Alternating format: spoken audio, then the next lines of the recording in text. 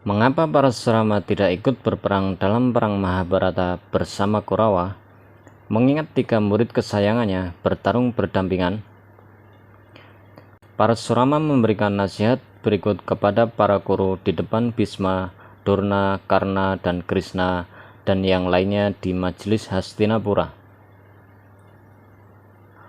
Putra Jamadagni kemudian mengucapkan kata-kata ini di tengah kumpulan suku Kuru. Wahai Raja, dengarkanlah contoh yang akan saya kutip. Jangan ragu-ragu bahwa hal itu tidak benar. Ketika Anda telah mendengarnya, jika Anda merasa cocok, putuskan apa yang terbaik bagi Anda. Dahulu kala, ada seorang raja bernama Dambodava. Dia menaklukkan seluruh bumi. Kami telah mendengar bahwa dia menikmati seluruh bumi. Ketika malam telah berlalu,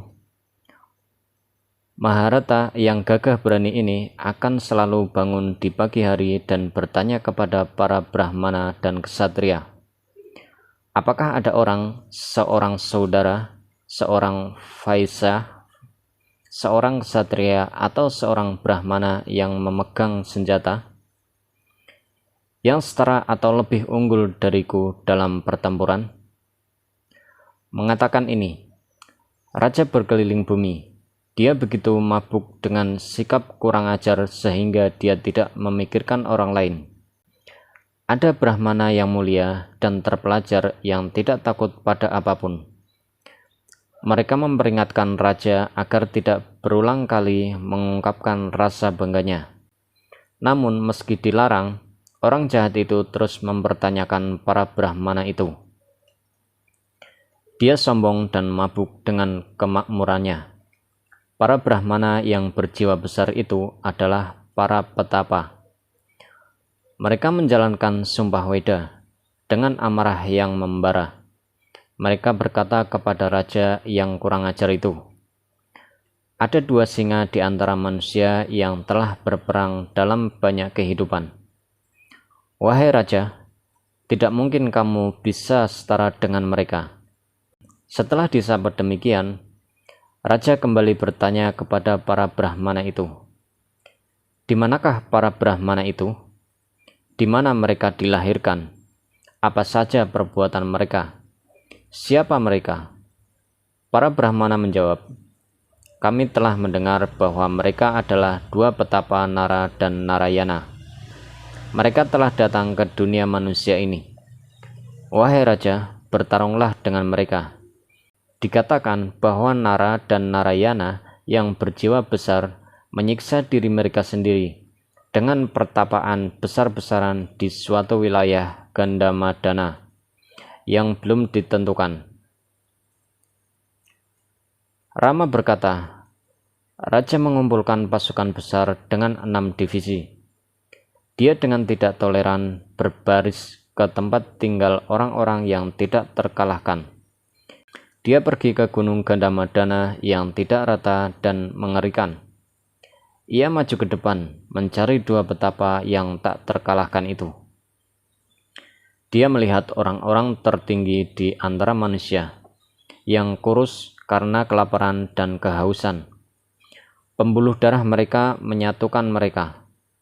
Mereka menderita karena kedinginan, angin, dan panas.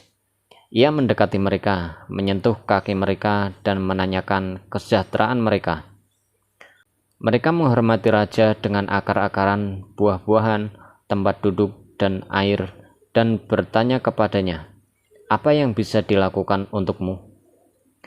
Dambodava menjawab, bumi telah ditaklukkan dengan tanganku dan semua musuh telah dibunuh. Saya sekarang datang ke gunung ini, ingin bertarung dengan Anda. Berikan itu kepadaku sebagai tanda keramah tamahan. Saya sudah menginginkan ini sejak lama. Nara dan Narayana berkata, wahai yang tertinggi di antara para raja, kemarahan dan keserakahan telah diusir dari pertapaan ini. Tidak ada perkelahian di pertapaan ini. Di mana senjatanya dan di mana kebenciannya? Pergi dan inginkan pertarungan di tempat lain.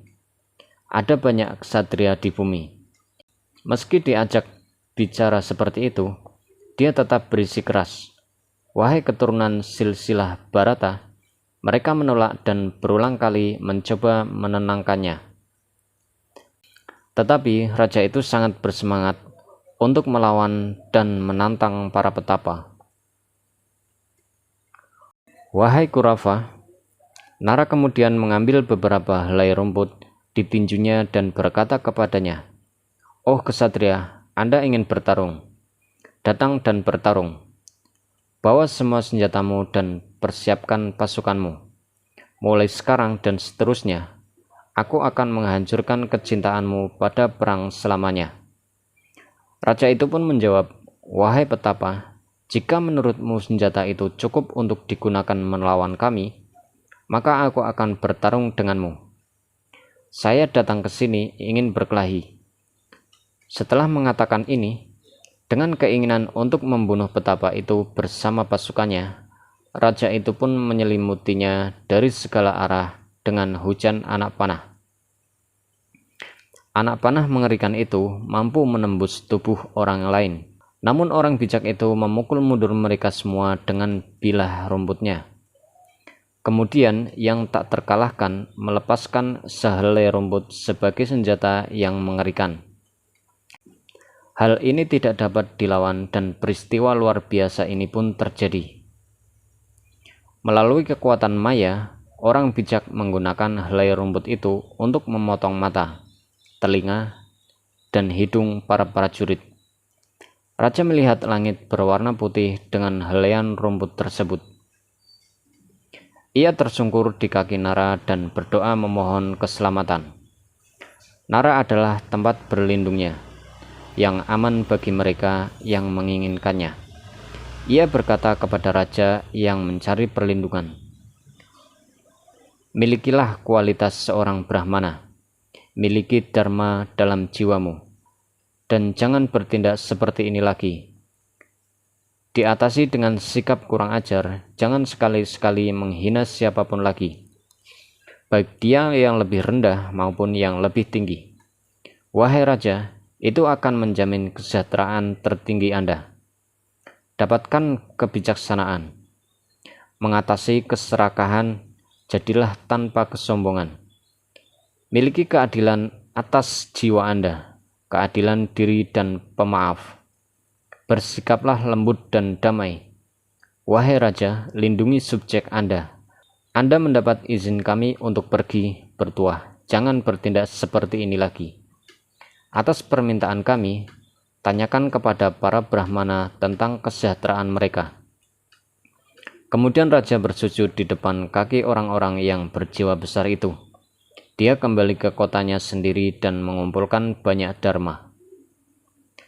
Perbuatan yang dilakukan Nara di zaman dahulu sungguh luar biasa. Namun, Narayana lebih unggul darinya karena banyak kualitasnya. Wahai raja, oleh karena itu, buanglah kesombonganmu dan pergilah ke Danajaya, sebelum senjata ditempelkan pada Gandiva, busur terbaik. Dia memiliki Kakudika, Suka, Naka, Aksi, Samtarjana, Santana, Nartana, Gora, dan Ajya Modaka sebagai yang kedelapan. Semua orang yang tertusuk oleh benda-benda ini menghadapi kematian, atau menjadi gila, atau kehilangan kesadaran dan menjadi tidak sadar diri, atau tertidur, atau melompat-lompat, atau muntah, atau buang air kecil, atau menangis dan tertawa tanpa henti. Kualitas Partha tidak terhitung banyaknya dan Janardana lebih unggul darinya. Anda mengenalnya sebagai putra Kunti, Danajaya. Wahai raja yang agung, namun ketahuilah bahwa Nara dan Narayana adalah Arjuna dan Kesava, pejuang pemberani dan banteng di antara manusia. Jika Anda mengetahui hal ini, jangan curiga saya. Wahai keturunan silsilah Bharata, jadilah Arya dalam resolusimu dan berdamailah dengan Pandawa. Wahai yang terbaik dari silsilah Bharata, jika menurut Anda yang terbaik adalah tidak boleh ada perselisihan dengan Anda, Berjuanglah untuk berdamai dan jangan memikirkan perang. Wahai yang terbaik dari silsilah Kuru, silsilah Anda sangat dihormati di bumi. Wahai yang beruntung, biarlah terus seperti itu. Pikirkan apa yang terbaik bagi Anda.